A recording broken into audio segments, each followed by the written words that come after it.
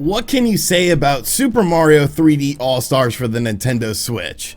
The game was heavily rumored to be coming out for a while. People had their doubts, and it was one of the most talked about collections of 2020, even though it wasn't confirmed. Then Nintendo comes out of the blue and announces a celebration for the plumber who, well, he doesn't do any actual plumbing anymore's 35th anniversary with the Super Mario 3D All-Stars collection, consisting of 3 classic games that introduced the 3D era of Super Mario, with Super Mario 64, Super Mario Sunshine, and of course Super Mario Galaxy. For younger gamers, this is a great way to be introduced to the games that laid down the groundwork and ideas for more recent games like Super Mario Odyssey. But for many of us, this was a collection of games that we have already played. A lot. Personally, I have played all these games. I've beaten all these games during their heyday. So some people were upset that compared to other compilations from companies like Activision with the Crash N. Sane trilogy and Spyro Reignited trilogy, that Nintendo was a bit lazy with this compilation. And you know, maybe to some extent they were right. But the one fact remains with the Super Mario 3D All-Stars collection is that, while yes, it might be a bit of a cash grab, it is by far my favorite cash grab ever. What's going on, guys? I'm RGT85. If this is your first time on the channel, be sure to hit that subscribe button. But without any further ado, let's jump into the world of Super Mario with the Super Mario 3D All-Stars collection and talk about, well, yes, it is a bit of a cash grab. It's by far my favorite cash grab ever. So with this compilation, you are getting Super Mario 64, the flagship Nintendo 64 title, Super Mario Sunshine, the somewhat polarizing GameCube entry, and Super Mario Galaxy, one of the best Wii games of all time. Starting up the game, you're greeted to a menu system that kind of sets the tone for this compilation. It's rather bare bones. You have the icons of the box art for the games in the compilation, a very brief bit of history concerning the titles available for historical purposes, along with one of the additions for this compilation with a music gallery full of the songs from each of the 3 games in this compilation that you can even enjoy while your Nintendo Switch is in sleep mode. And considering the soothing sounds of a song like Jolly Roger Bay could actually put you to sleep. Beyond that though, that's it. No extra stuff like the history of the developments of some of these games. No extra stuff like the history of the development of these games. No art gallery or screenshot gallery. No promotional material gallery. Just a standard straight up compilation of these 3 titles with the soundtracks added in. Compared to other retro compilations, this does feel a bit, well, empty. Considering all the history of the Mario franchise, you would think Nintendo would have crammed in a bunch of interesting extras and celebrational material to try and hype up the historical significance of these 3 titles, but alas, you get pretty much what you get. So now it's time to look at the 3 titles in question. As I have said, I have played and beaten these 3 games before, and well, Nintendo didn't really do anything like add in additional content for these titles. So if you've been down this rainbow road before, you know what you're getting into. Starting off with Super Mario 64, which is honestly tied with Super Mario Odyssey as my favorite 3D Mario title. The controversy surrounding this game was the fact that while the other 2 games in this compilation feature 16:9 widescreen support, Super Mario 64 doesn't, instead retaining the 4:3 aspect ratio from the original release.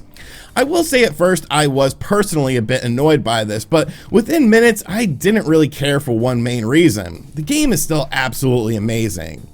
The graphics have been cleaned up in this title with some textures reworked and the game supporting 720p visuals, which makes for a much crisper experience than if you were to play this game on your Nintendo 64. Trust me, if you think the Vaseline smearing effect on some games in handheld mode is rough on the Nintendo Switch, imagine every game pretty much looking like that all the time for an entire console. Sure, the controls of Super Mario 64 haven't really aged all that gracefully. Sometimes Mario moves a bit too fast, the camera is, well, wonky at best, but to me, none of this really matters. There's still that level of fun with the game that was unparalleled at the time, and while the graphics that wowed people back in 1996 are definitely starting to show their age, the HD textures do a decent enough job of making it very, very presentable in the modern era. Super Mario Sunshine is the next game on the list, and as you are well aware, I'm not really a huge fan of this game.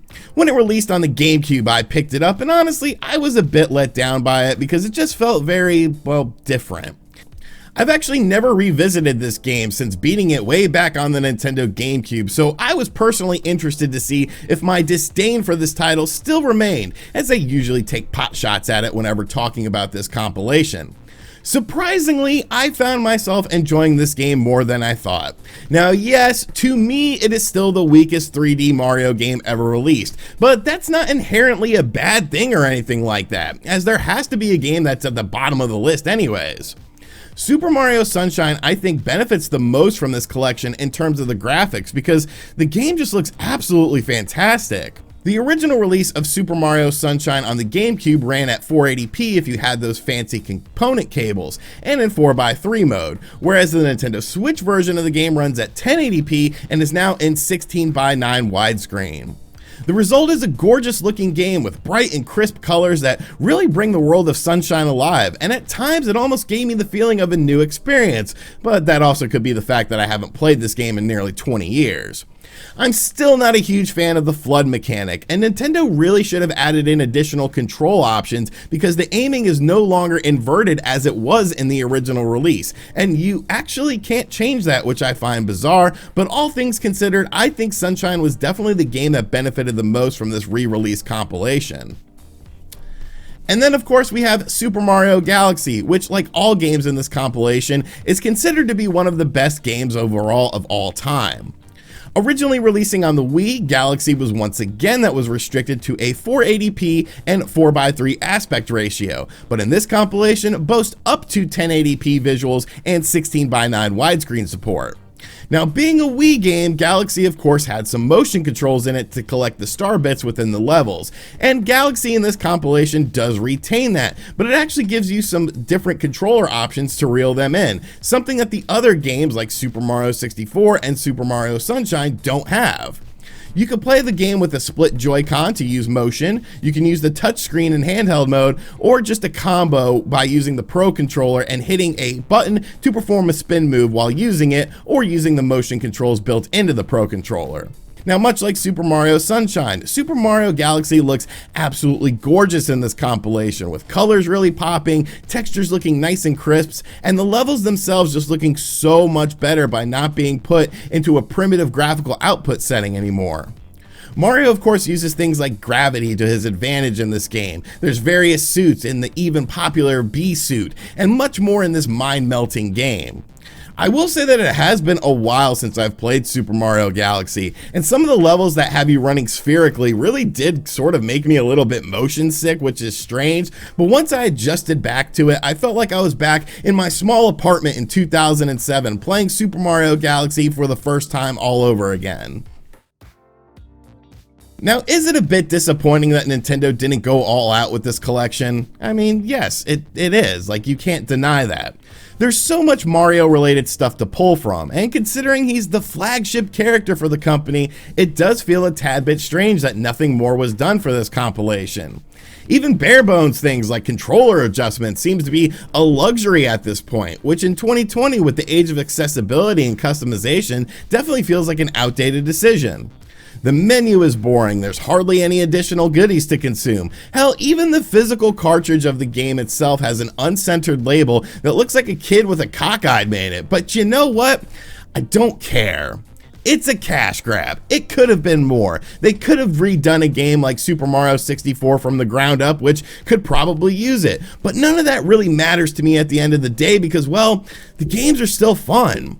You have two genre-defining platformers in this collection that are two of the greatest games of all time, and Super Mario Sunshine, which holds a decent spot in gaming history as well, available on your Nintendo Switch. You can play these classics anytime, anywhere, in docked mode or in handheld mode, and because of that, it's definitely my favorite cash grab of all time. Damn you, nostalgia. Damn you. So those are my thoughts on the Super Mario 3D All-Stars collection for the Nintendo Switch. I obviously haven't had enough time to beat these three games yet, but I've beaten them before in the past, and since they are the exact same game that released back in the day, I knew what to expect with this. It would have been nice if Nintendo went that extra mile, put in some extra goodies, maybe even added in some additional content, but Nintendo is going to Nintendo. At the end of the day, yes, this is a cash grab. I don't think you can deny that. But are cash grabs necessary necessarily a bad thing. Nostalgia is a hell of a drug. That's the reason we own things like the NES Classic, the SNES Classic, the Sega Genesis Classic as well. I love nostalgia. I love nostalgia, especially when it speaks to me personally, and the Super Mario 3D All-Stars collection definitely speaks to me personally. It would be nice if this game was released for more than 6 months though, because you have to remember that at the end of the day, this game is going away in March, at least in the format that we're seeing it now. So you might want to rush out there and get it if you haven't gotten it yet, because who knows what Nintendo is going to do with these 3 individual titles. I hope you guys enjoyed this video. Be sure to let me know in the comments section down below what you think of the Super Mario 3D All-Stars collection. Did you end up picking this up? Is it hitting those nostalgic notes for you in the right way? And do you think yes, it is a cash grab? And as always, guys, thank you for checking out this video. If you are new to the channel, like I said at the start, make sure you subscribe and turn on notifications. Check out other videos on the channel as well. And as always, I'll catch you guys on the next one. Later.